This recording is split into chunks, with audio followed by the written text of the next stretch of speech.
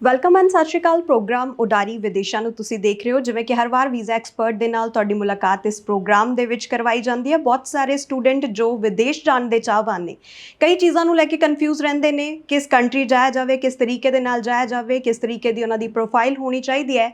ਤੇ ਇਹਨਾਂ ਸਾਰੀਆਂ ਚੀਜ਼ਾਂ ਨੂੰ ਲੈ ਕੇ ਅੱਜ ਆਪਣੇ ਨਾਲ ਮੌਜੂਦ ਨੇ ਐਜ਼ੂਲੈਂਡ ਤੋਂ ਮਿਸਟਰ ਗੁਰਪ੍ਰੀਤ ਸਿੰਘ। ਉਹਨਾਂ ਦੇ ਨਾਲ ਖਾਸ ਗੱਲਬਾਤ ਕਰਾਂਗੇ। ਸਤਿ ਸ਼੍ਰੀ ਅਕਾਲ ਸਰ, ਸਤਿ ਬਹੁਤ ਸ਼੍ਰੀ ਬਹੁਤ ਅਕਾਲ ਜੀ। ਸਵਾਗਤ ਹੈ ਪਹਿਲਾਂ ਸਤਿ ਸ਼੍ਰੀ ਅਕਾਲ। ਤੁਹਾਡਾ। ਸੋ ਸਰ, ਅਗਰ ਆਪਾਂ ਵਿਦੇਸ਼ ਜਾਣ ਦੇ ਬਾਰੇ ਗੱਲ ਕਰੀਏ ਤਾਂ ਇੱਕ ਡ੍ਰੀਮ ਡੈਸਟੀਨੇਸ਼ਨ ਜੋ ਅੱਜ ਕੱਲ੍ਹ ਸਟੂਡੈਂਟਸ ਦੀ ਹੈ, ਕੈਨੇਡਾ, ਆਸਟ੍ਰੇਲੀਆ, USA ਔਰ UK।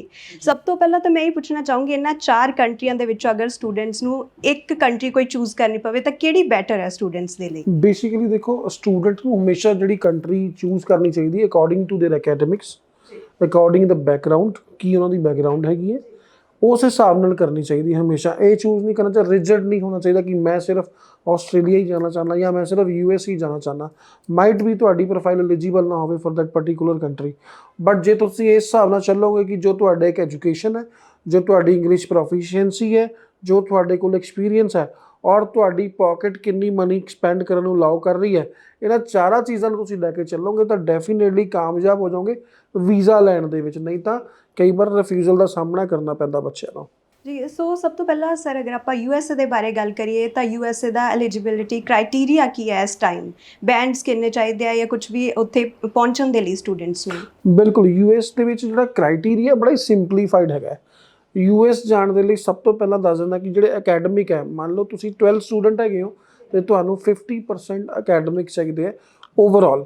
ਇੰਡੀਵਿਜੂਅਲ ਸਬਜੈਕਟ ਵਿੱਚ ਵੇਖਣ ਦੀ ਲੋੜ ਨਹੀਂ ਹੈਗੀ। ਦੂਸਰਾ, ਜੇ ਤੁਸੀਂ ਗ੍ਰੈਜੂਏਟ ਹੈਗੇ ਆ ਤਾਂ ਵੀ ਤੁਹਾਨੂੰ ਓਵਰਆਲ 50% ਚਾਹੀਦਾ, ਇੰਡੀਵਿਜੂਅਲ ਸਬਜੈਕਟ ਵਿੱਚ ਜਾਣ ਦੀ ਲੋੜ ਨਹੀਂ ਪੈਗੀ। ਅਕੈਡਮਿਕ ਕ੍ਰਾਈਟੇਰੀਆ ਇਹ ਹੈਗਾ। ਜੇ ਅਸੀਂ ਇਸ ਤੋਂ ਅਗਲੇ ਕ੍ਰਾਈਟੇਰੀਆ ਤੇ ਆ ਜਾਂਦੇ ਹਾਂ ਇੰਗਲਿਸ਼ ਪ੍ਰੋਫੀਸ਼ੀਐਂਸੀ ਦਾ, ਤਾਂ ਇੰਗਲਿਸ਼ ਪ੍ਰੋਫੀਸ਼ੀਐਂਸੀ ਵੱਖ-ਵੱਖ ਤਰੀਕੇ ਨਾਲ ਮੇਜ਼ਰ ਕੀਤੀ ਜਾਂਦੀ ਹੈ ਫॉर USA। ਸਭ ਤੋਂ ਪਹਿਲਾਂ ਗੱਲ ਕਰਾਂ ਤਾਂ ਸਭ ਤੋਂ ਨੋਨ ਇੰਗਲਿਸ਼ ਦਾ ਟੈਸਟ ਆਇਲਸ ਦਿੱਤਾ ਜਾ ਸਕਦਾ ਵਾ। ਤੁਸੀਂ ਨਾਲ PT Pearson test of English ਵੀ ਕਰ ਸਕਦੇ ਹੋ, ਟੋਫਲ ਵੀ ਕਰ ਸਕਦੇ ਹੋ, ਤੁਸੀਂ ਨਾਲ ਡੁਓਲਿੰਗੋ ਇੰਗਲਿਸ਼ ਟੈਸਟ ਵੀ ਕਰ ਸਕਦੇ ਹੋ ਜਿਹਨੂੰ DET ਕਹਿੰਦੇ ਆ। ਇਹ 4 ਟੈਸਟ ਤਾਂ ਹੈ ਹੀ ਹੈ, ਬਟ ਇਸ ਤੋਂ ਇਲਾਵਾ ਜੇ ਤੁਹਾਡੀ ਪ੍ਰੀਵੀਅਸ ਐਜੂਕੇਸ਼ਨ ਇੰਗਲਿਸ਼ ਮੀਡੀਅਮ ਦੇ ਵਿੱਚ ਕੀਤੀ ਹੋਈ ਹੈ ਔਰ ਤੁਸੀਂ ਪਾਸ ਆਊਟ ਕਰ ਚੁੱਕੇ ਹੋ ਐਜੂਕੇਸ਼ਨ, ਚਾਹੇ ਉਹ 12th ਹੈ CBSE ਬੋਰਡ ਤੋਂ ਹੈ, ਚਾਹੇ ਪੰਜਾਬ ਸਕੂਲ ਐਜੂਕੇਸ਼ਨ ਬੋਰਡ ਤੋਂ ਹੈ, ਪਰ ਤੁਹਾਡੇ ਜਿਹੜੇ ਸਬਜੈਕਟ ਸੀ ਸਾਰੇ ਇੰਗਲਿਸ਼ ਮੀਡੀਅਮ ਦੇ ਵਿੱਚ ਸੀਗੇ, ਤਾਂ ਤੁਸੀਂ ਮੀਡੀਅਮ ਆਫ ਇੰਸਟਰਕਸ਼ਨ MOI ਦੇ ਬੇਸਿਸ ਦੇ ਉੱਤੇ ਵੀ US ਦਾ ਰੁੱਖ ਕਰ ਸਕਦੇ ਹੋ। ਮਤਲਬ 5 ਤਰ੍ਹਾਂ ਨਾਲ ਤੁਸੀਂ ਆਪਣੀ ਇੰਗਲਿਸ਼ ਪ੍ਰੋਫੀਸ਼ੀਐਂਸੀ ਨੂੰ ਦਿਖਾ ਸਕਦੇ ਹੋ। ਸੋ ਬੜਾ ਹੀ ਈਜ਼ੀ ਕ੍ਰਾਈਟੇਰੀਆ ਹੈ। ਅਗਰ ਗੈਪ ਦੇ ਉੱਤੇ ਆ ਜਾਵਾਂ, ਕਿਉਂਕਿ ਬਹੁਤ ਸਾਰੇ ਸਰੋਤਿਆਂ ਦਾ ਸਵਾਲ ਹੁੰਦਾ ਹੈ ਕਿ ਗੈਪ ਨੂੰ ਕਿਸ ਤਰ੍ਹਾਂ ਜਸਟੀਫਿਕੇਸ਼ਨ, ਗੈਪ ਦੀ ਗੱਲ ਕਰਾਂ ਤਾਂ ਅੰਡਰ ਗ੍ਰੈਜੂਏਟ ਸਟੂਡੈਂਟ 5 ਸਾਲ ਤੋਂ ਲੈ ਕੇ 10 ਸਾਲ ਤੱਕ ਦਾ ਗੈਪ ਦਿਖਾ ਸਕਦਾ, ਕੋਈ ਪ੍ਰੋਬਲਮ ਨਹੀਂ ਹੈ। ਐਡਮਿਸ਼ਨ ਹੋ ਜਾਏਗੀ, ਵੀਜ਼ਾ ਵੀ ਆਏਗਾ। ਦੂਸਰਾ, ਗ੍ਰੈਜੂਏਟ ਦੀ ਗੱਲ ਕਰਾਂ ਤੇ ਕਿਸੇ ਵੀ ਏਜ ਦੇ ਵਿੱਚ ਜਾ ਕੇ ਤੁਸੀਂ ਆਪਣਾ ਅਪਲਾਈ ਕਰ ਸਕਦੇ ਹੋ USA ਦਾ ਸਟੂਡੈਂਟ ਵੀਜ਼ਾ। ਜੇ ਤੁਸੀਂ ਗ੍ਰੈਜੂਏਟ ਹੋ ਔਰ ਅੱਗੇ ਉਸ ਤੋਂ ਬਾਅਦ ਤੁਹਾਡਾ ਐਕਸਪੀਰੀਅੰਸ ਚੱਲ ਰਿਹਾ, ਬਟ ਤੁਹਾਡੀ ਜਿਹੜੀ ਗ੍ਰੈਜੂਏਸ਼ਨ ਹੈ ਉਹ ਇੰਗਲਿਸ਼ ਮੀਡੀਅਮ ਦੇ ਵਿੱਚ ਹੋਵੇ ਜਾਂ ਫਿਰ ਜਿਹੜੇ 4 ਇੰਗਲਿਸ਼ ਪ੍ਰੋਫੀਸ਼ੀਐਂਸੀ ਟੈਸਟ ਹੈ ਉਹਨਾਂ 'ਚੋਂ ਇੱਕ ਹੋਵੇ, ਤਾਂ ਤੁਸੀਂ ਵੀ ਆਪਣਾ ਸੁਪਨਾ ਜਿਹੜਾ ਹੈ US ਜਾਣ ਦਾ ਪੂਰਾ ਕਰ ਸਕਦੇ ਹੋ। ਜੀ ਬਿਲਕੁਲ ਸਰ, ਜਿਵੇਂ ਤੁਸੀਂ ਹੁਣੇ ਬੈਂਡਸ ਦੇ ਬਾਰੇ ਵੀ ਗੱਲ ਕੀਤੀ ਹੈ, ਉਸ ਤੋਂ ਬਾਅਦ ਗੈਪ ਦੇ ਬਾਰੇ ਵੀ ਤੁਸੀਂ ਗੱਲ ਕੀਤੀ ਹੈ, ਤਾਂ ਇਨਟੇਕ ਸਟੂਡੈਂਟਸ ਦੇ ਲਈ ਕਿਹੜਾ ਬੈਟਰ ਰਹੂਗਾ? ਕਿਉਂਕਿ ਉਹ ਇਨਟੇਕ ਨੂੰ ਲੈ ਕੇ ਵੀ ਕਾਫੀ ਜ਼ਿਆਦਾ ਕਨਫਿਊਜ਼ ਰਹਿੰਦੇ ਹੈ। ਪ੍ਰੈਜ਼ੈਂਟਲੀ ਰੋਲ ਔਨ ਇਨਟੇਕ ਚੱਲ ਰਹੇ ਨੇ US ਦੇ ਕੁਝ ਇੰਸਟੀਟਿਊਸ਼ਨ ਦੇ ਵਿੱਚ, ਹਾਲੇ ਸਟਿਲ ਜਨਵਰੀ ਅਵੇਲੇਬਲ ਹੈ। ਅੱਗੇ ਗੱਲ ਕਰਾਂ ਤਾਂ ਮਾਰਚ ਜਿਹੜਾ ਇਨਟੇਕ ਹੈ ਉਹ ਵੀ ਇੰਸਟੀਟਿਊਸ਼ਨ 'ਤੇ ਅਵੇਲੇਬਲ ਹੈ। ਮਾਰਚ ਤੋਂ ਬਾਅਦ ਅਪ੍ਰੈਲ, ਮਈ, ਫਿਰ ਜੁਲਾਈ, ਇਹ ਵੀ ਕਿਉਂਕਿ ਕੋਈ ਸਪੈਸੀਫਿਕ ਇਨਟੇਕ ਨਹੀਂ ਹੁੰਦਾ। ਜਿਵੇਂ ਕੈਨੇਡਾ ਦੇ ਵਿੱਚ ਹੈ, ਅਸੀਂ ਜਨਵਰੀ ਦੇਖਦੇ ਹਾਂ, ਅਸੀਂ ਮਈ ਦੇਖਦੇ ਹਾਂ, ਅਸੀਂ ਸਪਟੈਂਬਰ ਵੇਖਦੇ ਹਾਂ, ਉਸ ਤੋਂ ਬਾਅਦ ਇਨਟੇਕਸ ਨਹੀਂ ਹੁੰਦੇ। ਬਟ ਉੱਥੇ ਹੀ ਅਗਰ US ਦੀ ਗੱਲ ਕਰੀਏ ਤਾਂ ਰੋਲ ਔਨ ਇਨਟੇਕ ਆ ਕਿਸੇ ਨਾ ਕਿਸੇ ਇੰਸਟੀਟਿਊਟ, ਕਿਸੇ ਨਾ ਕਿਸੇ ਯੂਨੀਵਰਸਿਟੀ 'ਚ ਜਨਵਰੀ, ਫਰਵਰੀ, ਮਾਰਚ ਅਲੱਗ-ਅਲੱਗ ਹੋ ਸਕਦਾ। ਸੋ ਘਬਰਾਉਣ ਦੀ ਲੋੜ ਨਹੀਂ ਹੈ, ਐਂਪਲ ਇਨਟੇਕਸ ਆਰ ਅਵੇਲੇਬਲ। ਜੀ, ਔਰ ਫੰਡਸ ਔਰ ਐਕਸਪੈਂਸਿਸ ਦੇ ਬਾਰੇ ਅਗਰ ਗੱਲ ਕਰੀਏ ਤਾਂ ਕਿੰਨੇ ਕੁ ਫੰਡਸ ਵਗੈਰਾ ਸ਼ੋ ਕਰਨੇ ਪੈਂਦੇ ਜਾਂ ਸਟੂਡੈਂਟ ਵੀਜ਼ਾ ਤੇ ਉੱਥੇ ਜਾਣ ਦੇ ਲਈ ਐਕਸਪੈਂਸਿਸ ਕਿੰਨੇ ਕੁ ਆ ਜਾਂਦੇ ਆ ਸਟੂਡੈਂਟਸ ਦੇ? ਬਿਲਕੁਲ, ਐਕਸਪੈਂਸ ਇੱਕ ਬਹੁਤ ਅਹਿਮ ਮੁੱਦਾ ਹੈਗਾ ਵਾ। This is a very big topic. ਔਰ ਮੇਰੇ ਹਿਸਾਬ ਨਾਲ ਕਿ ਫੰਡਸ ਨੂੰ ਲੈ ਕੇ ਹੀ ਸਟੂਡੈਂਟ ਦੇਖਦਾ ਹੈ, ਇਸੇ ਲਈ ਉਹ ਬਾਹਰ ਜਾਂਦਾ ਹੈ। ਕਿਉਂਕਿ ਪੈਸੇ ਦੀ ਜਦੋਂ ਕੀਮਤ ਕਿੱਲਤ ਹੁੰਦੀ ਹੈ, ਘਾਟਾ ਹੁੰਦਾ ਵਾ, ਤੇ ਉਹਦੀ ਫਿਰ ਕੀਮਤ ਬਾਹਰੋਂ ਹੀ ਪੂਰੀ ਕੀਤੀ ਜਾ ਸਕਦੀ ਹੈ, ਤੇ ਬਾਹਰ ਲੋਕ ਰੁੱਖ ਕਰਦੇ ਪਏ ਆ। ਕਿਤੇ ਨਾ ਕਿਤੇ ਐਕਸਪੈਂਸ ਜਿਹੜੇ ਆ US, ਜਿਹੜਾ ਇੱਕ ਮਾਈਂਡ ਦੇ ਵਿੱਚ ਮਿੱਥ ਬਣਿਆ ਹੋਇਆ ਵਾ ਕਈਆਂ ਦੇ ਕਿ ਬਹੁਤ ਜ਼ਿਆਦਾ ਪੈਸਾ ਲੱਗ ਜਾਏਗਾ। ਕਿਉਂਕਿ ਜਾਣ ਨੂੰ ਜਦੋਂ ਅਸੀਂ ਸੋਚਦੇ ਹਾਂ ਤਾਂ ਸਾਡੇ ਜ਼ਿਹਨ 'ਚ ਆਉਂਦਾ ਕਿ ਲੱਖਾਂ ਰੁਪਈਏ, ਮਤਲਬ 30-40 ਲੱਖ ਤੋਂ ਘੱਟ ਤਾਂ ਗੱਲ ਨਹੀਂ ਹੋਣੀ ਜੇ US ਜਾਣਾ। ਬਟ ਉੱਥੇ ਹੀ ਦੱਸ ਦੇਣਾ ਚਾਹੁੰਦਾ ਵਾ ਕਿ ਐਡੂਲੈਂਡ ਇਮੀਗ੍ਰੇਸ਼ਨ ਦਾ ਜਿਹੜਾ ਉਪਰਾਲਾ ਇਹ ਹੈਗਾ ਵਾ ਕਿ ਹਰ ਬਾਰ ਸਾਡੇ ਨਾਲ ਨਵੇਂ ਇੰਸਟੀਚਿਊਟ ਜੁੜ ਰਹੇ ਨੇ, ਹਰ ਮਹੀਨੇ ਕੁਛ ਨਾ ਕੁਛ ਨਵੇਂ ਇੰਸਟੀਚਿਊਟ ਐਡ ਆਨ ਹੋ ਰਹੇ ਨੇ। ਨਵੇਂ ਇੰਸਟੀਚਿਊਟ ਐਡ ਆਨ ਹੋਏ ਨੇ ਜਿਨ੍ਹਾਂ ਦੇ ਵਿੱਚ ਫੀਸ ਜਿਹੜੀ ਹੈਗੀ ਹੈ ਉਹ ਸਿਰਫ $6000 6 ਮਹੀਨਿਆਂ ਦੀ ਹੈਗੀ ਹੈ। ਸੋ ਕਿਤੇ ਨਾ ਕਿਤੇ ਸਿਰਫ 4-4.25 ਲੱਖ ਰੁਪਈਆ 6 ਮਹੀਨਿਆਂ ਦੀ ਫੀਸ ਹੈ ਜਿਹੜੀ ਦੇ ਕੇ ਜਾਣਾ ਜ਼ਰੂਰੀ ਹੁੰਦਾ। ਸੋ ਤੁਸੀਂ 4-4.25 ਲੱਖ ਰੁਪਈਆ ਆਪਣੀ ਫੀਸ ਜਾਂ 1 ਲੱਖ ਰੁਪਏ ਦੇ ਫੁਟਕਲ ਖਰਚੇ ਲਗਾ ਕੇ ਤੁਸੀਂ ਆਪਣਾ ਬਾਹਰ ਜਾਣ ਦਾ ਸੁਪਨਾ ਜਿਹੜਾ ਉਹ US ਦਾ ਪੂਰਾ ਕਰ ਸਕਦੇ ਹੋ। ਬਟ ਇਹ ਨਹੀਂ ਹੈ ਕਿ ਜੇ 4 ਲੱਖ ਤੋਂ ਫੀਸ ਸਟਾਰਟ ਹੋ ਰਹੀ ਹੈ ਤਾਂ 4 ਲੱਖ ਤੱਕ ਹੀ ਸੀਮਿਤ ਹੈ। ਇਹ ਜਿਹੜੀ ਫੀਸ ਹੈ ਬਹੁਤ ਅੱਗੇ ਤੱਕ ਵੀ ਜਾਂਦੀ ਹੈ, $30,000 ਤੱਕ ਸਮੈਸਟਰ ਦੀ ਵੀ ਜਾਂਦੀ ਹੈ। ਮਤਲਬ 20-21 ਲੱਖ ਰੁਪਇਆ ਸਮੈਸਟਰ ਦੀ ਫੀਸ ਵੀ ਹੈਗੀ ਹੈ, ਕਿਉਂਕਿ ਐਡੂਲੈਂਡ ਇਮੀਗ੍ਰੇਸ਼ਨ ਦੇ ਪੈਨਲ ਦੇ ਉੱਤੇ ਹਰ ਤਰ੍ਹਾਂ ਦਾ ਇੰਸਟੀਚਿਊਟ ਹੈ।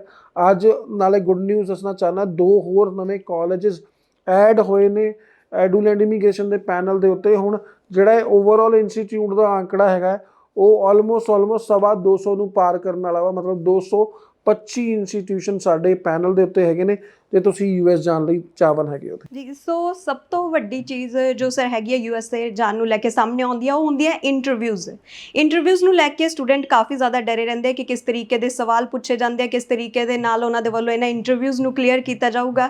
ਮੈਂ ਚਾਹੂੰਗੀ ਇੰਟਰਵਿਊਜ਼ ਦੇ ਬਾਰੇ ਵੀ ਇੱਕ ਵਾਰ ਤੁਸੀਂ ਖੁੱਲ੍ਹ ਕੇ ਸਟੂਡੈਂਟਸ ਨੂੰ ਜ਼ਰੂਰ ਦੱਸੋ।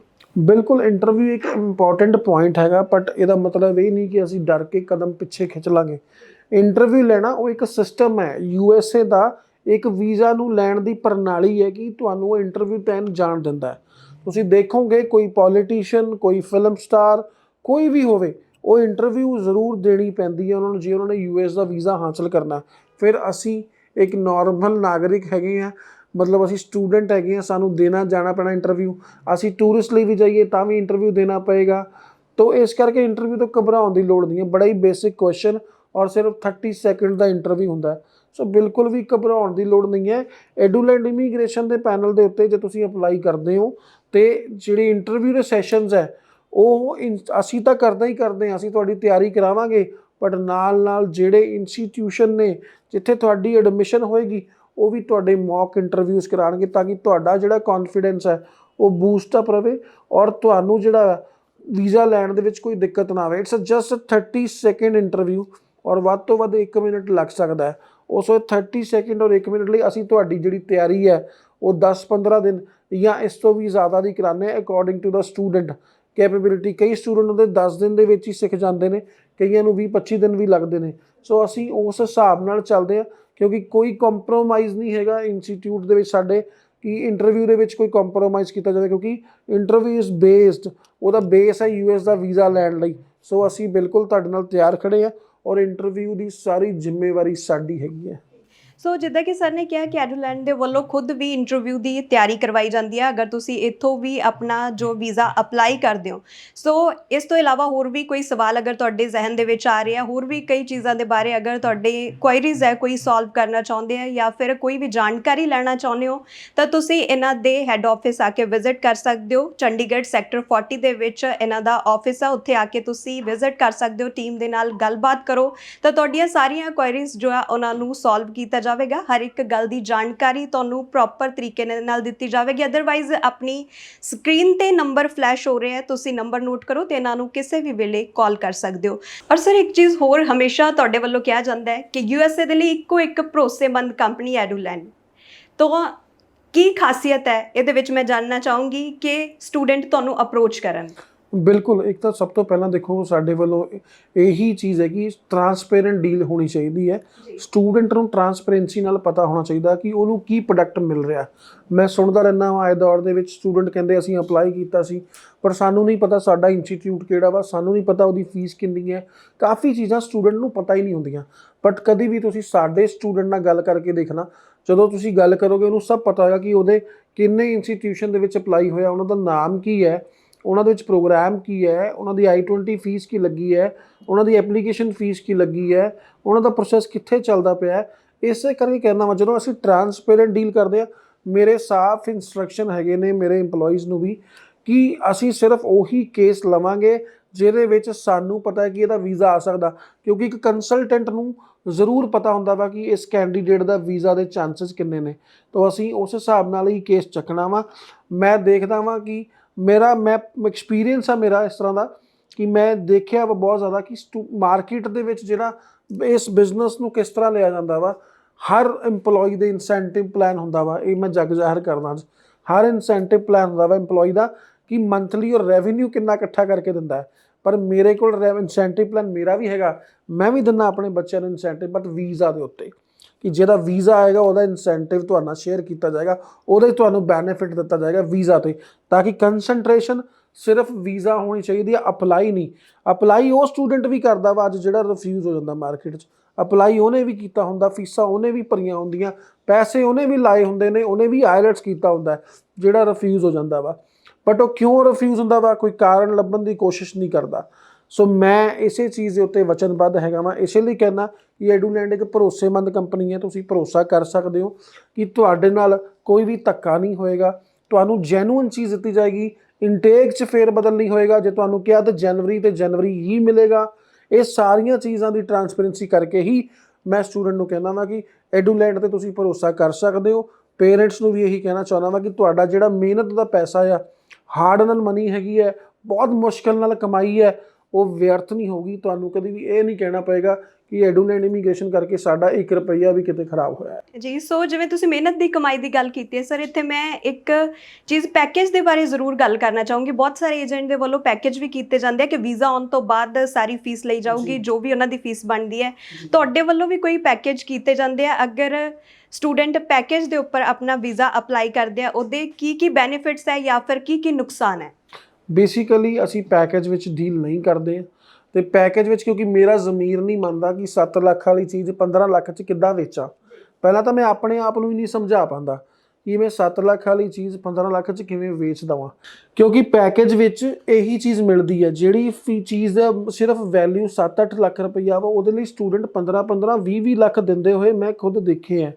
ਸੋ ਉਸ ਤੋਂ ਬਾਅਦ ਕਿਤੇ ਨਾ ਕਿਤੇ ਸਟੂਡੈਂਟ ਨੂੰ ਰਿਗਰੈਟ ਫੀਲ ਹੁੰਦਾ ਵਾ ਕਿ ਇਹ ਮੈਂ ਇੰਨੀ ਮਹਿੰਗੀ ਚੀਜ਼ ਕਿਉਂ ਲੈ ਲਈ, ਜਦ ਕਿ ਮੇਰੇ ਨਾਲ ਹੀ ਆਇਆ ਹੋਇਆ ਸਾਥੀ ਮੇਰੀ ਕਲਾਸ 'ਚ ਪੜ੍ਹ ਰਿਹਾ ਵਾ, ਜਿਹਦਾ ਖਰਚਾ 7-8 ਲੱਖ ਰੁਪਈਆ ਆਇਆ ਔਰ ਮੇਰਾ ਖਰਚਾ 16-17 ਲੱਖ ਰੁਪਈਆ ਆਇਆ।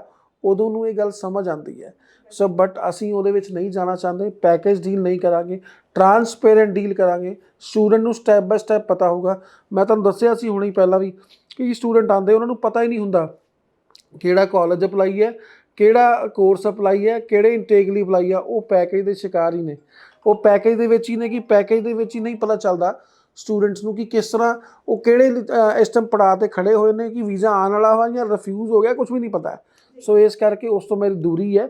ਪਰ ਸਟੂਡੈਂਟ ਨੂੰ ਇਹੀ ਕਹਿਣਾ ਵਾ, ਜੇ ਤੁਸੀਂ ਆਪਣੇ ਪਹਿਲਾਂ ਵੀਜ਼ੇ ਤੋਂ ਕੁਝ ਪੈਸੇ ਖਰਚ ਕਰਦੇ ਹੋ, ਆਪਣੀਆਂ ਫੀਸਾਂ, ਉਹ ਵੀ embassy fees, genuinely service fees, ਜਾਂ ਕਿਸੇ ਵੀ ਕੰਟਰੀ ਦੀ ਤੁਸੀਂ GIC ਫੀਸ ਕਰੋ, ਜੋ ਵੀ ਕਰਦੇ ਹੋ ਜੈਨੂਅਨਲੀ ਕਰੋ, ਤਾਂ ਕਿ ਤੁਸੀਂ ਟਰਾਂਸਪੇਰੈਂਟਲੀ ਤੁਹਾਨੂੰ ਪਤਾ ਹੋਵੇ ਕਿ ਤੁਸੀਂ ਕੀ ਪਾ ਰਹੇ ਹੋ ਤੇ ਕੀ ਖੋ ਰਹੇ ਹੋ। ਨਹੀਂ ਤਾਂ ਪੈਕੇਜ ਵਿੱਚ ਸਿਰਫ ਓਲਾ ਹੀ ਓਲਾ ਹੈ।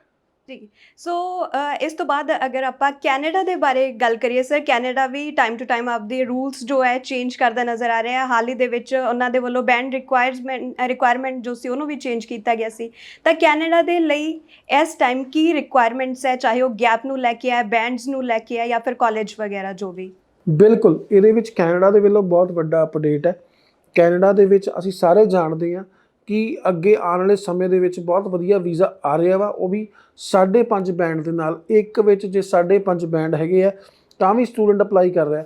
ਬਟ ਮੈਂ ਉਹਨਾਂ ਸਟੂਡੈਂਟ ਨੂੰ ਸਾਵਧਾਨ ਕਹਿਣਾ ਚਾਹੁੰਦਾ ਵਾਂ ਜਿਹੜੇ ਸਟੂਡੈਂਟ ਗ੍ਰੈਜੂਏਟ ਨੇ ਇੰਡੀਆ ਦੇ ਵਿੱਚ ਜਾਂ ਆਲਰੇਡੀ ਪੋਸਟ ਗ੍ਰੈਜੂਏਟ ਨੇ, ਉਹ ਵੀ ਇੱਕ ਵਿੱਚ 5.5 ਬੈਂਡ ਲੈਣ ਦੇ ਲਈ ਅੱਗੇ ਵਧ ਰਹੇ ਨੇ ਕਿ 5.5 ਬੈਂਡ ਅਸੀਂ ਵੀ ਅੱਗੇ ਵਧ ਜਾਵਾਂਗੇ। ਉਹਨਾਂ ਨੂੰ ਕਹਿਣਾ ਚਾਹੁੰਦਾ ਵਾਂ ਤੁਹਾਡੇ ਲਈ ਆਪਸ਼ਨ 6 ਈਚ ਤੋਂ ਸ਼ੁਰੂ ਹੁੰਦੇ ਨੇ, 6.5 ਬੈਂਡ ਹੋਣਗੇ, ਨਾਟ ਲੈਸ ਦੈਨ 6, ਤਾਂ ਤੁਹਾਡੇ ਲਈ ਜ਼ਿਆਦਾ ਆਪਸ਼ਨਸ ਅਵੇਲੇਬਲ ਰਹਿਣਗੇ। But under graduate student can go ahead with overall 6 5.5 in 1 module. ਉਹਦੇ ਲਈ ਬਹੁਤ ਸਾਰੇ ਆਪਸ਼ਨ ਨੇ ਕਿਉਂਕਿ ਕਾਲਜਸ ਨੇ ਰਿਕੁਆਇਰਮੈਂਟ ਨੂੰ ਚੇਂਜ ਕਰਤਾ, ਫੇਰ ਬਦਲ ਹੋਇਆ। ਇਸ ਫੇਰ ਬਦਲ ਦੇ ਨਾਲ ਹੀ ਸਟੂਡੈਂਟ ਅੱਗੇ ਵੱਧ ਸਕਦਾ ਹੁਣ, ਕਿਉਂਕਿ ਕਾਲਜਸ ਨੇ ਵੀ ਦੇਖਦੇ ਹੋਏ CIC ਦੀਆਂ ਜਿਹੜੀਆਂ ਹਦਾਇਤਾਂ ਆਈਆਂ ਨੇ, ਓਵਰਆਲ 6 ਬੈਂਡ ਤੇ SGS ਕੈਟਾਗਰੀ ਕਾਊਂਟ ਕਰ ਦਿੱਤੀ ਗਈ ਹੈ।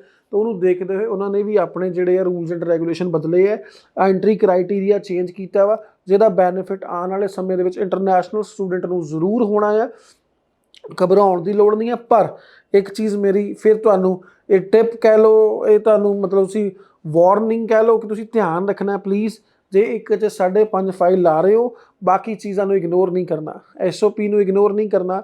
SOP ਦੇ ਨਾਲ ਡਾਕੂਮੈਂਟੇਸ਼ਨ ਜਿਹੜੇ ਤੁਹਾਡੇ ਸਪੋਰਟਿੰਗ ਡਾਕੂਮੈਂਟ ਹੈਗੇ ਨੇ ਤੁਹਾਡੀ ਫਾਈਲ ਦੇ, ਉਹਨਾਂ ਨੂੰ ਇਗਨੋਰ ਨਹੀਂ ਕਰਨਾ। ਫਾਈਨੈਂਸ਼ੀਅਲ ਨੂੰ ਇਗਨੋਰ ਨਹੀਂ ਕਰਨਾ।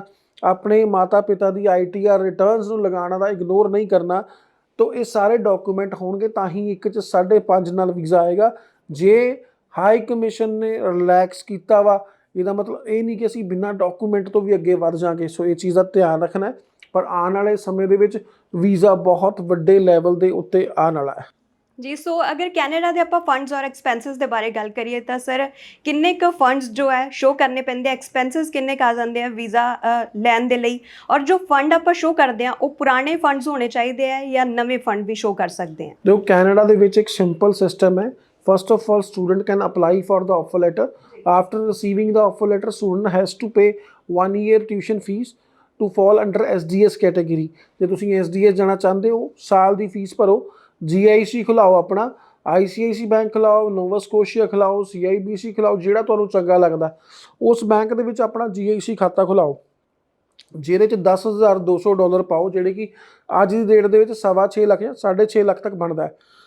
ਫੀਸ ਜਿਹੜੀ ਸ਼ੁਰੂਆਤ ਹੋ ਜਾਂਦੀ ਹੈ ਕੈਨੇਡਾ ਦੀ 1 ਸਾਲ ਦੀ, ਉਹ 8.5 ਲੱਖ ਤੋਂ ਸ਼ੁਰੂਆਤ ਹੋ ਜਾਂਦੀ ਹੈ। ਮਤਲਬ 8.5 ਲੱਖ ਰੁਪਈਆ ਪਲੱਸ 6 ਲੱਖ ਰੁਪਈਆ, 6.5 ਲੱਖ ਰੁਪਏ, ਆਲਮੋਸਟ 15 ਲੱਖ ਰੁਪਈਆ।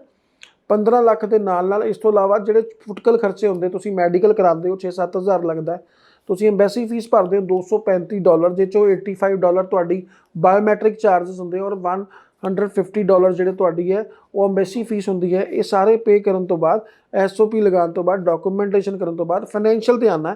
ਫਾਈਨੈਂਸ਼ੀਅਲ ਕਿੰਨੇ ਲਾਣੇ ਚਾਹੀਦੇ ਆ? ਜੇ ਤੁਸੀਂ 2 ਸਾਲ ਦੇ ਪ੍ਰੋਗਰਾਮ ਲਈ ਜਾ ਰਹੇ ਹੋ ਤੇ 1 ਸਾਲ ਦੀ ਫੀਸ ਤੁਸੀਂ ਆਲਰੇਡੀ ਪੇ ਕਰ ਚੁੱਕੇ ਹੋ, ਦੂਸਰੇ ਸਾਲ ਦੀ ਫੀਸ ਦੀ ਸਪੋਰਟ ਲਾਣਾ ਨਾਲ ਨਾ ਭੁੱਲਣਾ। ਔਰ ਜੇ ਤੁਸੀਂ 1 ਸਾਲ ਦੇ ਪ੍ਰੋਗਰਾਮ ਲਈ ਹੀ ਜਾ ਰਹੇ ਹੋ ਦੈਨ ਇਟਸ ਸਫੀਸ਼ੀਐਂਟ, ਤੁਸੀਂ ਆਪਣਾ ਸਾਲ ਦੀ ਫੀਸ ਭਰ ਚੁੱਕੇ ਹੋ, GIC ਭਰ ਚੁੱਕੇ ਹੋ, there is no need of other funds. But supporting document ਹਮੇਸ਼ਾ ਚਾਹੀਦੇ ਨੇ ਤਾਂ ਕਿ ਤੁਹਾਨੂੰ ਲੋੜ ਪੈਣ ਦੇ ਉੱਤੇ ਤੁਹਾਡੀ ਫੈਮਿਲੀ ਜਿਹੜੀ ਹੈਗੀ ਹੈ ਉਹ ਸਪੋਰਟ ਕਰ ਸਕਦੀ ਹੈ। ਉਹਦੇ ਐਵੀਡੈਂਸ ਲਾਉਣੇ ਬਹੁਤ ਜ਼ਰੂਰੀ ਹੈਗੇ ਨੇ।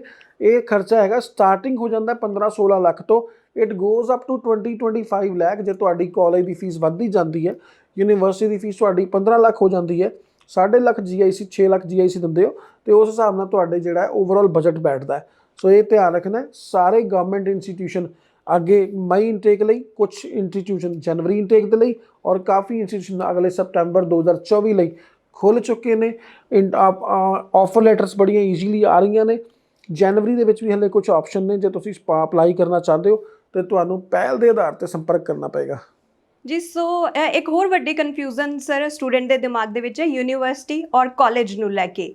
ਹਰ ਇੱਕ ਕੰਟਰੀ ਦੇ ਲਈ ਕਨਫਿਊਜ਼ ਰਹਿੰਦੇ ਆ, ਚਾਹੇ ਉਹ USA ਹੈ, ਕੈਨੇਡਾ, ਆਸਟ੍ਰੇਲੀਆ, ਕਿ ਅਗਰ ਉਹ ਯੂਨੀਵਰਸਿਟੀ ਦੇ ਲਈ ਅਪਲਾਈ ਕਰਨਗੇ ਤਾਂ ਉਹਨਾਂ ਦਾ ਵੀਜ਼ਾ ਜੋ ਹੈ ਸ਼ੋਰ ਹੈ ਕਿ ਆ ਜਾਏਗਾ। ਕਾਲਜ ਦੇ ਲਈ ਥੋੜੀਆਂ ਬਹੁਤ ਕਨਫਿਊਜ਼ਨਸ ਰਹਿੰਦੀਆਂ, ਕੀ ਕਹਿਣਾ ਚਾਹੋਗੇ ਤੁਸੀਂ ਇਹਦੇ ਬਾਰੇ? ਦੇਖੋ, ਸਰਕਾਰੀ ਕਾਲਜ ਔਰ ਯੂਨੀਵਰਸਿਟੀਆਂ ਦੇ ਵਿੱਚ ਕੋਈ ਡਿਫਰੈਂਸ ਨਹੀਂ ਹੈ। ਹਾਂ, ਤੁਸੀਂ ਅਗਰ ਯੂਨੀਵਰਸਿਟੀ ਜਾਣਾ ਚਾਹੁੰਦੇ ਹੋ ਉਹ ਸਿਰਫ ਤਾਂ ਜੇ ਤੁਸੀਂ ਬੈਚਲਰਸ ਕਰਨ ਜਾਣਾ ਚਾਹੁੰਦੇ ਹੋ, ਕਿਉਂਕਿ ਯੂਨੀਵਰਸਿਟੀ 'ਚ ਤੁਹਾਨੂੰ ਬੈਚਲਰ ਮਿਲੇਗੀ, ਜਾਂ ਕੁਝ ਇੰਸਟੀਟਿਊਸ਼ਨ ਜਿਹੜੇ ਕੁਝ ਯੂਨੀਵਰਸਿਟੀਜ਼ ਹੈਗੀਆਂ ਉੱਥੇ ਤੁਹਾਨੂੰ ਐਸੋਸੀਏਟ ਡਿਗਰੀ ਮਿਲ ਜਾਂਦੀ ਜਿਹੜੀ ਕਿ 2 ਇਅਰਸ ਦੀ ਹੁੰਦੀ ਹੈ। ਸਾਡੇ ਪੰਜਾਬ ਤੋਂ ਮੈਂ ਗੱਲ ਕਰਾਂਗਾ, ਜ਼ਿਆਦਾਤਰ ਇੰਡੀਆ ਤੋਂ ਵੀ ਓਵਰਆਲ, ਬਟ ਪੰਜਾਬ ਖਾਸ ਕਰਕੇ ਸਾਡਾ ਜਾਣ ਦਾ ਇੱਕ ਮਾਈਂਡ ਸੈਟ ਹੈਗਾ ਕਿ after completion of 2 year I'll get 3 year post graduate work permit in that duration I has to apply for the PR, do everything।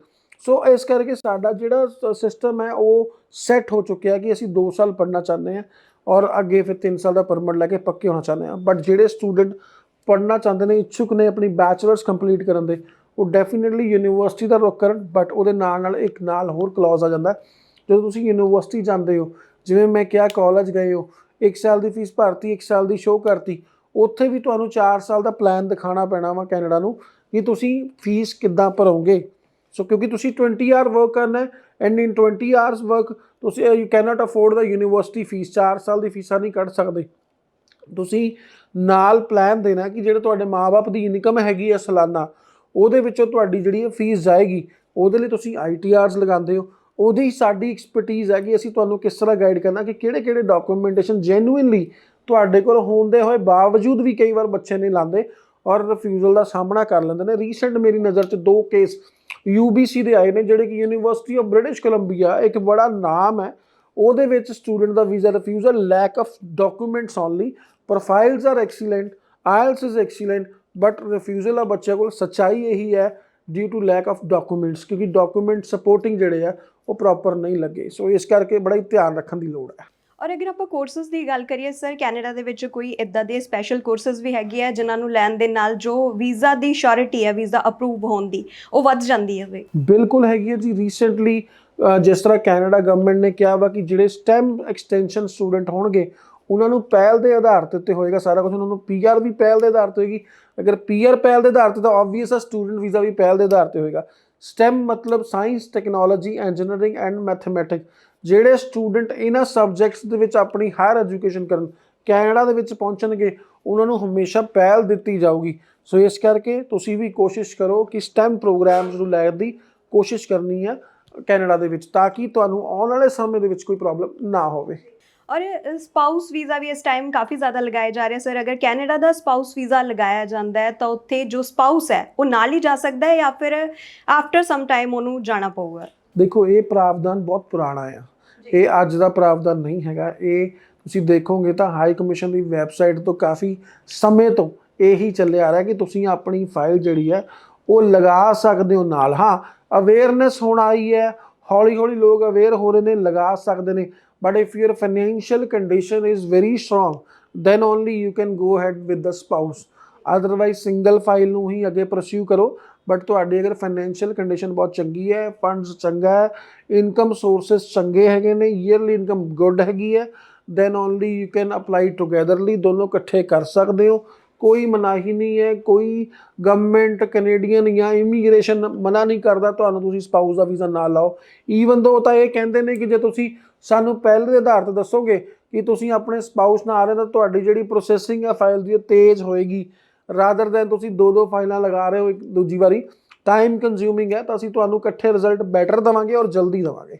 ਸੋ ਜਿੱਦਾਂ ਕਿ ਸਰ ਨੇ ਕਿਹਾ ਹੈ ਕਿ ਸਪਾਊਸ ਵੀਜ਼ਾ ਤੇ ਅਗਰ ਤੁਹਾਡੀ ਫਾਈਨੈਂਸ਼ੀਅਲ ਕੰਡੀਸ਼ਨ ਜੋ ਹੈ ਵਧੀਆ ਹੈਗੀ ਹੈ ਤਾਂ ਤੁਸੀਂ ਨਾਲ ਵੀ ਜਾ ਸਕਦੇ ਹੋ। ਅਗਰ ਇਸ ਤੋਂ ਇਲਾਵਾ ਹੋਰ ਵੀ ਕਈ ਸਵਾਲ ਹੈ, ਚਾਹੇ ਉਹ ਸਟੂਡੈਂਟ ਵੀਜ਼ਾ ਨੂੰ ਲੈ ਕੇ ਹੈ, ਸਪਾਊਸ ਵੀਜ਼ਾ ਨੂੰ ਲੈ ਕੇ ਹੈ, ਦਿਮਾਗ ਦੇ ਵਿੱਚ ਤੁਹਾਡੇ ਆ ਰਹੇ ਹੈ, ਤਾਂ ਤੁਸੀਂ ਸੰਪਰਕ ਕਰ ਸਕਦੇ ਹੋ ਇਹਨਾਂ ਦੇ ਨਾਲ। ਆਪਣੀ ਸਕਰੀਨ ਤੇ ਨੰਬਰ ਫਲੈਸ਼ ਹੋ ਰਿਹਾ, ਨੰਬਰ ਨੋਟ ਕਰੋ ਤੇ ਇਹਨਾਂ ਨੂੰ ਕਿਸੇ ਵੇਲੇ ਤੁਸੀਂ ਕਾਲ ਕਰ ਸਕਦੇ ਹੋ, ਆਪਣੇ ਸਵਾਲਾਂ ਦੇ ਜਵਾਬ ਲੈ ਸਕਦੇ ਹੋ। ਅਦਰਵਾਈਜ਼ ਇਹਨਾਂ ਦੇ ਹੈੱਡ ਆਫਿਸ ਐਡੂਲੈਂਡ ਸੈਕਟਰ 40C ਦੇ ਵਿੱਚ ਜਾ ਕੇ ਵਿਜ਼ਿਟ ਕਰ ਸਕਦੇ ਹੋ। ਇਹਨਾਂ ਦੀ ਟੀਮ ਦੇ ਵੱਲੋਂ ਪ੍ਰੋਪਰ ਗਾਈਡੈਂਸ ਤੁਹਾਨੂੰ ਜੋ ਹੈ ਪ੍ਰੋਵਾਈਡ ਕਰਵਾਈ ਜਾਏਗੀ। ਸੋ ਇਸ ਦੇ ਨਾਲ ਹੀ ਅਗਰ ਸਰ ਆਪਾਂ ਗੱਲ ਕਰੀਏ PR ਦੇ ਬਾਰੇ, ਕਿਉਂਕਿ ਬਹੁਤ ਸਾਰੇ ਪੰਜਾਬੀ ਇੱਕ ਮੈਂਟੈਲਿਟੀ ਬਣ ਚੁੱਕੀ ਹੈ ਕਿ ਉੱਥੇ ਸੈਟਲ ਹੋਣ ਦੇ ਲਈ ਹੀ ਜਾਂਦੇ ਆ, ਉਹ ਵਾਪਸ ਨਹੀਂ ਆਉਂਦੇ। ਕਿਹੜੀਆਂ ਜਗ੍ਹਾ ਕੈਨੇਡਾ ਦੇ ਵਿੱਚ ਇਦਾਂ ਦੀਆਂ ਹੈਗੀਆਂ ਜਿੱਥੇ ਉਹ ਸਟੂਡੈਂਟ ਵੀਜ਼ਾ ਅਪਲਾਈ ਕਰਨਗੇ ਤਾਂ ਆਫਟਰ ਦੈਟ ਉਹਨਾਂ ਨੂੰ ਈਜ਼ੀ ਰਹੂਗਾ PR ਲੈਣੀ? ਇਹ ਇੱਕ ਬਹੁਤ ਵਧੀਆ ਗੱਲ ਹੈ ਕਿ ਕੈਨੇਡਾ ਓਵਰਆਲ ਡਿਮਾਂਡਿੰਗ ਹੈ। ਜਦੋਂ ਵੀ ਕੋਈ ਇੰਟਰਨੈਸ਼ਨਲ ਸਟੂਡੈਂਟ ਪਹੁੰਚਦਾ ਕਿਸੇ ਵੀ ਏਰੀਆ 'ਚ ਉਹਦੀ PR ਹੋ ਜਾਂਦੀ ਹੈ। ਬਟ ਈਜ਼ੀਐਸਟ ਪੁਆਇੰਟ ਕੀ ਹੈ? ਈਜ਼ੀਐਸਟ ਪੁਆਇੰਟ ਹੈਗਾ AIPP, Atlantic immigration pilot program ਦੇ ਏਰੀਆਸ ਤੁਸੀਂ ਜਾਂਦੇ ਹੋ। ਈਜ਼ੀ ਹੈ SINP, ਈਜ਼ੀ ਹੈ ਤੁਸੀਂ ਦੇਖੋ ਕਿ RINP, rural northern immigration pilot project. ਮਤਲਬ ਕਾਫੀ ਚੀਜ਼ਾਂ ਹੈਗੀਆਂ ਨੇ ਜਿਹਨੂੰ ਤੁਸੀਂ ਧਿਆਨ ਨਾਲ ਵੇਖੋਗੇ ਤੇ ਤੁਹਾਡੀ PR ਬਹੁਤ ਜਲਦੀ ਹੋ ਸਕਦੀ ਆ। ਐਗਜ਼ਾਮਪਲ ਦੇ ਦਿੰਦਾ ਵਾਂ, ਇੱਕ ਓਨਟਾਰੀਓ ਜਾਣ ਵਾਲਾ ਬੱਚਾ ਹੈ ਜਿਹੜਾ ਕਿ ਟੋਰਾਂਟੋ, ਬਰੈਂਪਟਨ ਔਰ ਮਿਸੀਸਾਗਾ 'ਚ ਜਾਂਦਾ ਹੈ, 2 ਸਾਲ ਦੀ ਪੜ੍ਹਾਈ ਕਰਦਾ ਹੈ, 2 ਸਾਲ ਮਿਹਨਤ ਕਰਦਾ ਹੈ ਸੇਮ ਫੀਲਡ 'ਚ, ਔਰ ਉਸ ਤੋਂ ਬਾਅਦ ਆਪਣੀ PR ਬਾਰੇ ਸੋਚ ਸਕਦਾ ਹੈ। ਔਰ ਜੇ ਉਹ ਪਾਉਂਦਾ ਵੀ ਹੈ ਤੀਸਰੇ ਸਾਲ ਜਾ ਕੇ ਤਾਂ ਵੀ ਉਹਨੂੰ 2.5-3 ਸਾਲ ਦਾ ਹੋਰ ਸਮਾਂ ਲੱਗ ਜਾਂਦਾ ਵਾ ਵੇਟਿੰਗ ਪੀਰੀਅਡ ਦੇ ਵਿੱਚ। ਤਾਂ ਕਿਤੇ ਨਾ ਕਿਤੇ ਦੇਖਿਆ ਜਾਵੇ 6-7 ਸਾਲ ਲੱਗ ਜਾਂਦੇ ਆ। ਉਹੀ ਬੱਚਾ ਓਨਟਾਰੀਓ ਦੇ ਵਿੱਚ ਹੀ ਅਗਰ ਸੂਟ ਸੇਂਟ ਮੈਰੀ ਚਲਾ ਜਾਂਦਾ ਵਾ, ਅਗਰ ਟਿਮਿਨਸ ਵਿੱਚ ਚਲਾ ਜਾਂਦਾ ਵਾ, ਸਡਬਰੀ ਵਿੱਚ ਚਲਾ ਜਾਂਦਾ ਹੈ, ਜਾਂ ਨਾਰਥ ਬੇ ਜਾਂ ਥੰਡਰ ਬੇ ਚਲਾ ਜਾਂਦਾ ਹੈ, ਤੇ ਸਿਰਫ 2 ਸਾਲ ਦੀ ਪੜ੍ਹਾਈ ਮਗਰੋਂ ਜਿੱਦਾਂ ਹੀ ਉਹ ਜੌਬ ਤੇ ਜਾਂਦਾ PR ਫਾਈਲ ਕਰ ਸਕਦਾ ਔਰ ਵਿਦਨ ਅ ਈਅਰ ਆਪਣੀ PR ਲੈ ਕੇ ਫ੍ਰੀ ਹੋ ਸਕਦਾ। ਮਤਲਬ ਪ੍ਰੋਵਿੰਸ ਉਹੀ ਹੈ ਪਰ PR ਦੇ ਰੂਲ ਐਂਡ ਰੈਗੂਲੇਸ਼ਨ 2 ਹੈਗੇ ਨੇ। ਸੋ ਇਸੇ ਤਰ੍ਹਾਂ ਤੁਸੀਂ ਸਾਡੇ ਕੋਲ ਜਦੋਂ ਵੀ ਆਉਂਦੇ ਹੋ ਅਸੀਂ ਤੁਹਾਨੂੰ ਸਟੈਪ 1 ਤੋਂ ਲੈ ਕੇ ਸਟੈਪ ਐਂਡ ਤੱਕ ਗਾਈਡ ਕਰਦੇ ਹਾਂ, ਮਤਲਬ A to Z ਗਾਈਡ ਕਰਾਂਗੇ। ਰੀਜ਼ਨ ਬੀਇੰਗ ਹਰ ਬੱਚੇ ਦਾ ਮਕਸਦ ਹੈ ਇੱਥੋਂ ਸਟੱਡੀ ਵੀਜ਼ਾ 'ਤੇ ਜਾਣਾ ਔਰ PR ਫਾਈਨਲੀ ਲੈਣਾ। ਤਾਂ ਸਾਡਾ ਵੀ ਇਹੀ ਮਕਸਦ ਹੈ ਜੇ ਤੁਸੀਂ ਉੱਥੇ ਜਾ ਰਹੇ ਹੋ ਤਾਂ ਤੁਹਾਨੂੰ ਫੁੱਲ ਔਨ ਐਂਡ ਤੱਕ ਸਪੋਰਟ ਕੀਤੀ ਜਾਵੇ, ਜਿਹਨਾਂ ਤੁਸੀਂ ਸਾਨੂੰ ਹੋਰ ਰੈਫਰੈਂਸਸ ਦੇ ਪਾਓ। ਓਬਵੀਅਸ ਹੈ ਅਸੀਂ ਰੈਫਰੈਂਸਸ ਚਾਹੁੰਦੇ ਹਾਂ, ਅਸੀਂ ਰੈਫਰੈਂਸ ਸਾਨੂੰ ਉਦੋਂ ਮਿਲਣਗੇ ਜਦੋਂ ਅਸੀਂ ਤੁਹਾਨੂੰ ਬੈਸਟ ਸਰਵਿਸਿਜ਼ ਦਾਂਗੇ। ਜੀ ਸੋ ਜਿਵੇਂ ਆਪਾਂ ਫੰਡਸ ਦੇ ਬਾਰੇ ਵੀ ਗੱਲ ਕਰ ਲਈ, ਐਕਸਪੈਂਸਸ ਦੇ ਬਾਰੇ ਵੀ ਗੱਲ ਕਰ ਲਈ, ਤਾਂ ਮੈਂ ਚਾਹੂੰਗੀ ਇੱਕ ਵਾਰ ਤੁਸੀਂ ਸਕਾਲਰਸ਼ਿਪਸ ਦੇ ਬਾਰੇ ਜ਼ਰੂਰ ਦੱਸੋ ਸਰ, ਕਿਉਂਕਿ ਸਟੂਡੈਂਟਸ ਜਦੋਂ ਵੀ ਅਪਲਾਈ ਕਰਦੇ ਆ ਤਾਂ ਉਹਨਾਂ ਦੇ ਵੱਲੋਂ ਕਾਲਜ ਯੂਨੀਵਰਸਿਟੀ ਦੇ ਵਿੱਚ ਸਕਾਲਰਸ਼ਿਪ ਦੇ ਲਈ ਜ਼ਰੂਰ ਦੇਖਿਆ ਜਾਂਦਾ ਹੈ। ਬਿਲਕੁਲ, ਐਡੂਲੈਂਡ ਇਮੀਗ੍ਰੇਸ਼ਨ ਦੀ ਟੀਮ ਨੂੰ, ਜਿਹੜੀ ਐਡਮਿਸ਼ਨ ਟੀਮ ਹੈ, ਉਹਨੂੰ ਫੁੱਲ ਔਨ ਇੰਸਟਰਕਸ਼ਨਸ ਹੈਗੀਆਂ ਨੇ। ਕੋਈ ਵੀ ਸਟੂਡੈਂਟ ਚਾਹੇ ਉਹ ਯੂਐਸ ਅਪਲਾਈ ਕਰ ਰਿਹਾ, ਚਾਹੇ ਉਹ ਕੈਨੇਡਾ ਅਪਲਾਈ ਕਰ ਰਿਹਾ, ਅਗਰ ਉਹਦੀ ਐਲੀਜੀਬਿਲਿਟੀ ਬਣਦੀ ਹੈ 60% ਪਲੱਸ ਹੈਗੇ ਆ, ਸਕਾਲਰਸ਼ਿਪ ਲਈ ਜ਼ਰੂਰ ਅਪਲਾਈ ਕਰੋ। ਕੁਛ ਨਹੀਂ ਪਤਾ ਕਿਹੜੇ ਸਟੂਡੈਂਟ ਨੂੰ ਕਦੋਂ ਕੋਈ ਸਕਾਲਰਸ਼ਿਪ ਮਿਲਦੀ ਹੈ। Recently our student got scholarship from US universities, ਇੱਕ ਨੂੰ $10,000 ਦੀ, $3,700 ਦੀ, $2,200 ਦੀ, $6,700 ਦੀ, ਇਸ ਤਰ੍ਹਾਂ ਬਹੁਤ ਸਾਰੀ ਸਕਾਲਰਸ਼ਿਪ ਮਿਲੀਆਂ ਨੇ ਸਟੂਡੈਂਟਸ ਨੂੰ। ਤਾਂ ਅਸੀਂ ਬਿਲਕੁਲ ਤਤਪਰ ਹੈ, ਤੁਹਾਡੀ ਇੰਸਟੀਟਿਊਸ਼ਨ ਜਦੋਂ ਅਪਲਾਈ ਕਰਦੇ ਆ ਤਾਂ 60% ਤੋਂ ਅਬਵ ਤੁਹਾਡੇ ਅਕੈਡਮਿਕਸ ਹੈ, ਡੈਫੀਨੇਟਲੀ ਅਪਲਾਈ ਕਰਦੇ ਸਕਾਲਰਸ਼ਿਪ। ਬਿਕਾਜ਼ ਸਾਨੂੰ ਵੀ ਨਹੀਂ ਪਤਾ ਹੁੰਦਾ, ਕਈ ਵਾਰੀ ਪ੍ਰਮੋਸ਼ਨਲ ਸਕੀਮ ਚੱਲਦੀ ਹੁੰਦੀ ਹੈ ਯੂਨੀਵਰਸਿਟੀ ਦੀ, promotionally you will get a scholarship. ਤਾਂ ਜਿੱਥੇ ਵੀ ਤੁਹਾਡਾ ਬੈਨੀਫਿਟ ਹੁੰਦਾ ਹੋਏਗਾ ਪੈਸੇ ਦਾ, ਉਹ ਅਸੀਂ ਡੈਫੀਨੇਟਲੀ ਕਰਾਵਾਂਗੇ, ਇਹ ਮੈਂ ਵਚਨਬੱਧ ਹਾਂ ਇਸ ਲਈ। ਜੀ ਸੋ ਕਈ ਵਾਰ ਸਰ ਸਟੂਡੈਂਟਸ ਦੇ ਬੈਂਡਸ ਵੀ ਬਹੁਤ ਵਧੀਆ ਹੁੰਦੇ ਆ, ਜੋ ਉਹਨਾਂ ਨੇ ਸਟੱਡੀ ਕੀਤੀ ਹੁੰਦੀ ਹੈ ਉਹਦੇ ਵਿੱਚ ਮਾਰਕਸ ਵੀ ਬਹੁਤ ਅੱਛੇ ਹੁੰਦੇ ਆ, ਉਸ ਤੋਂ ਬਾਅਦ ਵੀ ਜੋ ਉਹਨਾਂ ਦਾ ਵੀਜ਼ਾ ਹੈ ਉਹ ਰਿਫਿਊਜ਼ ਹੋ ਜਾਂਦਾ ਹੈ।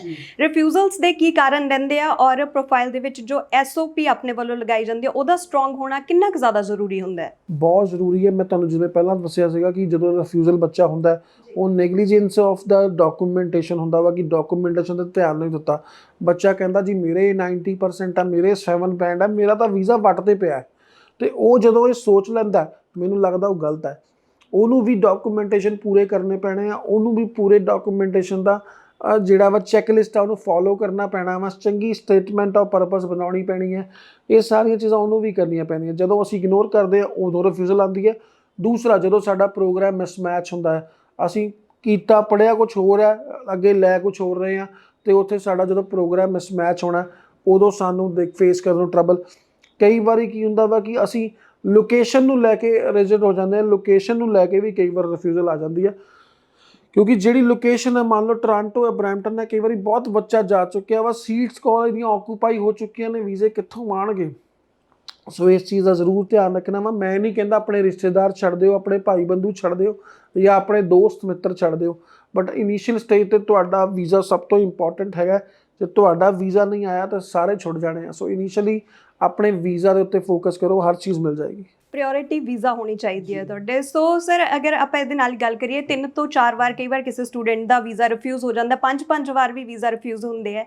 ਉਸ ਤੋਂ ਬਾਅਦ ਅਗਰ ਉਹ ਦੁਬਾਰਾ ਤੋਂ ਅਪਲਾਈ ਕਰਨਾ ਚਾਹੁੰਦੇ ਆ ਤਾਂ ਉਹਨਾਂ ਦੇ ਵੀਜ਼ਾ ਅਪਰੂਵ ਹੋਣ ਦੇ ਚਾਂਸਸ ਜੋ ਹੈ ਕਿੰਨੇ ਕੁ ਜ਼ਿਆਦਾ ਘਟ ਜਾਂਦੇ ਹੈ? ਰਿਜੈਕਸ਼ਨ ਕਿੰਨਾ ਕੁ ਜ਼ਿਆਦਾ ਪ੍ਰੋਫਾਈਲ ਨੂੰ ਜੋ ਹੈ ਇਫੈਕਟ ਕਰਦੀ ਹੈ? ਰਿਜੈਕਸ਼ਨ ਅਸਰ ਜ਼ਰੂਰ ਪਾਉਂਦਾ ਹੈ ਪ੍ਰੋਫਾਈਲ ਨੂੰ, ਬਟ ਰੀਫਾਈਲ ਕਰਨ 'ਚ ਕੋਈ ਦਿੱਕਤ ਨਹੀਂ ਹੈ। ਬਟ ਜਦ ਤੱਕ ਤੁਹਾਡੀ ਪ੍ਰੋਫਾਈਲ 'ਚ ਕੁਝ ਚੇਂਜਸ ਨਾ ਹੋਣ। ਇਹ ਨਹੀਂ ਕਿ ਤੁਸੀਂ ਰਿਫਿਊਜ਼ਲ ਲਿਆ, ਸੇਮ ਡਾਕੂਮੈਂਟੇਸ਼ਨ, ਸੇਮ ਥਿੰਗਸ, ਤੁਸੀਂ ਫਿਰ ਲਾ ਦਿਓ, ਫਿਰ ਰਿਫਿਊਜ਼ਲ ਹੈ, ਫਿਰ ਲਾ ਦਿਓ, ਉਹਦੇ ਵਿੱਚ ਕੋਈ ਫਾਇਦਾ ਨਹੀਂ ਹੈ। ਤੁਸੀਂ ਆਪਣੀ ਪ੍ਰੋਫਾਈਲ ਨੂੰ ਚੇਂਜ ਕਰੋ, ਲਾਈਕ ਤੁਸੀਂ ਆਪਣਾ ਕਾਲਜ ਯੂਨੀਵਰਸਿਟੀ ਚੇਂਜ ਕਰੋ, ਤੁਸੀਂ ਆਪਣਾ ਇੱਕ ਵਾਰੀ ਰੀਚੈੱਕ ਕਰੋ ਪ੍ਰੋਗਰਾਮ ਸਹੀ ਚੋਣ ਕੀਤੀ ਸੀ ਕਿ ਨਹੀਂ ਕੀਤੀ ਸੀ, ਕੀ ਉਸ ਪ੍ਰੋਗਰਾਮ ਦੇ ਪ੍ਰਤੀ ਤੁਹਾਡੇ ਅਕੈਡਮਿਕ ਪ੍ਰੋਪਰ ਸਟੈਂਡਰਡ ਹੈਗੇ ਕਿ ਨਹੀਂ ਹੈਗੇ ਨੇ।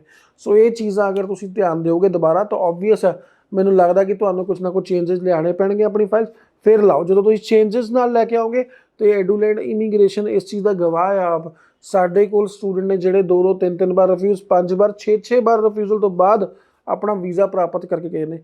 ਕਿਉਂ? ਕਿਉਂਕਿ ਉਹਨਾਂ ਦੀ ਪ੍ਰੋਫਾਈਲ ਦੇ ਉੱਤੇ ਪਰਸਨਲੀ ਵਰਕਆਊਟ ਕੀਤਾ ਗਿਆ ਔਰ ਫਾਈਨਲੀ ਉਹਨਾਂ ਨੇ ਵੀਜ਼ਾ ਲਿਆ। ਔਰ ਕਈ ਵਾਰ ਸਰ ਸਟੂਡੈਂਟ ਪਹਿਲਾਂ ਵਿਜ਼ਿਟਰ ਵੀਜ਼ਾ ਅਪਲਾਈ ਕਰਦੇ ਰਹਿੰਦੇ ਆ, ਉਹਨਾਂ ਦੇ ਵਿਜ਼ਿਟਰ ਵੀਜ਼ਾ ਜੋ ਹੈ ਰਿਜੈਕਟ ਹੁੰਦੇ ਆ, ਉਸ ਤੋਂ ਬਾਅਦ ਉਹ ਸਟੂਡੈਂਟ ਵੀਜ਼ਾ ਅਪਲਾਈ ਕਰਦੇ ਆ, ਤਾਂ ਉਹਨਾਂ ਦੇ ਚਾਂਸਸ ਹੁੰਦੇ ਆ ਵੀਜ਼ਾ ਆਉਣ ਦੇ ਸਟੂਡੈਂਟ ਵੀਜ਼ਾ। ਦੇਖੋ, ਮੈਂ ਹੀ ਕਹੂੰਗਾ ਕਿ ਜਿਹੜੇ ਵੀ ਸਟੂਡੈਂਟ ਨੇ ਵਿਦਆਊਟ ਟਰੈਵਲ ਹਿਸਟਰੀ, ਜੇ ਤੁਹਾਡੀ ਏਜ ਘੱਟ ਹੈ ਤਾਂ ਤੁਸੀਂ ਜ਼ਰੂਰ ਟਰਾਈ ਨਾ ਕਰੋ ਕੈਨੇਡਾ ਦਾ ਟੂਰਿਸਟ ਵੀਜ਼ਾ। ਅਗਰ ਤੁਸੀਂ ਸਟੂਡੈਂਟ ਲਾਣਾ ਚਾਹੁੰਦੇ ਹੋ, ਜੇ ਤੁਸੀਂ ਸਟੂਡੈਂਟ ਨਹੀਂ ਹੋ, ਆਲਰੇਡੀ ਟਰੈਵਲਰ ਹੋ, ਫਰੀਕੁਐਂਟ ਟਰੈਵਲ ਕੀਤਾ ਹੋਇਆ ਵਾ ਹੋਰ ਕੰਟਰੀਆਂ ਦਾ, ਤੁਸੀਂ ਜ਼ਰੂਰ ਲਗਾ ਸਕਦੇ ਹੋ। ਤੁਹਾਡਾ ਕੋਈ ਬਲੱਡ ਰਿਲੇਟਿਵ ਕੈਨੇਡਾ ਦੇ ਵਿੱਚ ਤੁਹਾਨੂੰ ਸਪਾਂਸਰ ਭੇਜ ਰਿਹਾ, ਤੁਸੀਂ ਜ਼ਰੂਰ ਲਗਾ ਸਕਦੇ ਹੋ। But without sponsor, without any travel history, ਤੁਸੀਂ ਨਾ ਅਪਲਾਈ ਕਰੋ ਪਲੀਜ਼। ਸੋ ਬਹੁਤ-ਬਹੁਤ ਸ਼ੁਕਰੀਆ ਸਰ ਸਾਡੇ ਅੱਜ ਦੇ ਇਸ ਪ੍ਰੋਗਰਾਮ ਦਾ ਹਿੱਸਾ ਬਣਨ ਦੇ ਲਈ। ਸੋ ਇਹ ਸੀ ਆਪਣੇ ਨਾਲ ਐਡਲੈਂਡ ਤੋਂ ਮਿਸਟਰ ਗੁਰਪ੍ਰੀਤ ਸਿੰਘ, ਜਿਨ੍ਹਾਂ ਦੇ ਨਾਲ ਆਪਾਂ ਵੀਜ਼ਾ ਦੇ ਰਿਲੇਟਡ ਖਾਸ ਗੱਲਬਾਤ ਕੀਤੀ ਹੈ। ਇਹਨਾਂ ਦਾ ਆਫਿਸ ਚੰਡੀਗੜ੍ਹ 40C ਦੇ ਵਿੱਚ ਹੈ, ਜਿੱਥੇ ਤੱਕ ਕਿ ਤੁਸੀਂ ਵਿਜ਼ਿਟ ਕਰ ਸਕਦੇ ਹੋ। ਅਦਰਵਾਈਜ਼ ਆਪਣੀ ਸਕਰੀਨ ਤੇ ਜੋ ਹੈ ਇਹਨਾਂ ਦੇ ਨੰਬਰ ਫਲੈਸ਼ ਹੋ ਰਹੇ ਹੈ, ਨੰਬਰ ਨੋਟ ਕਰੋ। ਇਹਨਾਂ ਨੂੰ ਕਿਸੇ ਵੇਲੇ ਤੁਸੀਂ ਕਾਲ ਕਰ ਸਕਦੇ ਹੋ। ਜੋ ਵੀ ਕੁਐਰੀਜ਼ ਤੁਹਾਡੇ ਦਿਮਾਗ ਦੇ ਵਿੱਚ ਆ, ਉਹਨਾਂ ਦੇ ਜੋ ਜਵਾਬ ਹੈ ਤੁਸੀਂ ਇਹਨਾਂ ਦੇ ਕੋਲੋਂ ਲੈ ਸਕਦੇ ਹੋ। ਪ੍ਰੋਪਰ ਗਾਈਡੈਂਸ ਜੋ ਹੈ ਇਹਨਾਂ ਦੇ ਵੱਲੋਂ ਤੁਹਾਨੂੰ ਦਿੱਤੀ ਜਾਵੇਗੀ। ਅਗਲੀ ਵਾਰ ਫਿਰ ਹਾਜ਼ਰ ਹੋਵਾਂਗੇ ਕਿਸੇ ਵੀਜ਼ਾ ਐਕਸਪਰਟ ਦੇ ਨਾਲ। ਤਦ ਤੱਕ ਲਈ ਦੇਖਦੇ ਰਹੋ ਸਾਡਾ ਪ੍ਰੋਗਰਾਮ ਉਡਾਰੀ ਵਿਦੇਸ਼ਾਂ ਨੂੰ। ਧੰਨਵਾਦ।